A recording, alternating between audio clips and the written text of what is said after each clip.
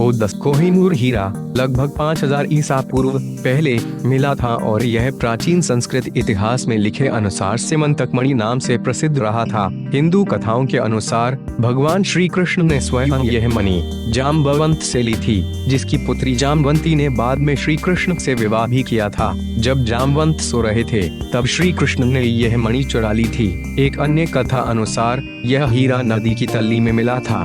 लगभग 3200 ईसा पूर्व डंडा कोहिनूर हीरा फिर से भारत के आंध्र प्रदेश राज्य के गुंटूर जिले में स्थित गोलकुंडा की खदानों में हुई थी। इसी जगह से दरियाई नूर और नूर एंड जैसे विश्व प्रसिद्ध हीरे भी निकले थे, लेकिन यह हीरा खदान से कब बाहर आया इसकी कोई पुख्ता जानकारी नहीं मिली है। कोहिनूर आभा या रोशनी का पहाड़। कोहिनूर का अर्थ होता है रोशनी का पहाड़, लेकिन इस कोहिनूर की चमक से कई राजाओं के साम्राज्य का पतन हो गया। मान्यता है कि यह हीरा शापित है और यह मान्यता अब से नहीं 13वीं शताब्दी से है। कोहिनूर के बारे में सर्वप्रथम बब्रनामा में मिलता है, जिसके अनुसार 1294 के आसपास में मालवा के एक अनामी राजा के पास था, लेकिन तब इसका नाम कोहिनूर नहीं था। पर इस हीरे को पहचान 1306 में मिली, जब इसको पहनने वाले एक शख्स ने लिखा कि जो भी इंसान इस हीरे को पहनेगा वो इस संसार पर राज करेगा, पर इसकी के साथ उसका दुर्भाग्य शुरू हो जाएगा। लेकिन तब उसकी बात को उसका वहम कहकर नकार दिया गया। पर यदि हम तब से लेकर अब तक का इतिहास देखें तो कह सकते हैं कि यह बात काफी हद तक सही है।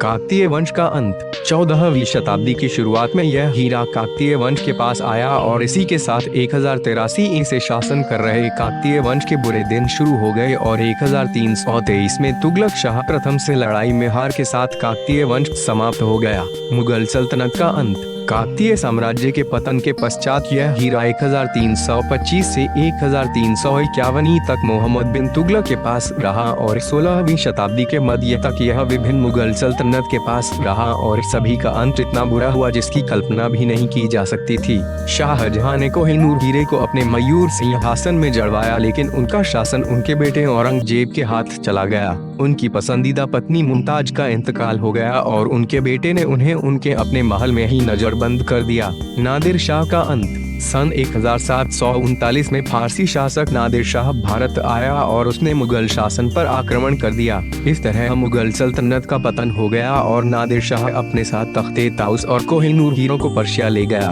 उसने इस हीरे का नाम कोहिनूर रखा। 1747 में नादिर शाह की हत्या हो गई। कोहिनूर हीरे की भारत वापसी। कोहिनूर हीरा अफगानिस्तान राजा अहमद शाह दुर्रानी के पास पहुंच गया और उनकी मौत के बाद उनके पुत्र शाह शुजा दुर्रानी के पास पहुंचा, पर कुछ समय बाद शाह ने शाह शुजा को अपदस्थ कर दिया। 1813 में अफगानिस्तान के अपदस्थ राजा शाह शुजा कोहिनूर हीरे के साथ भागकर लाहौर पहुंचा।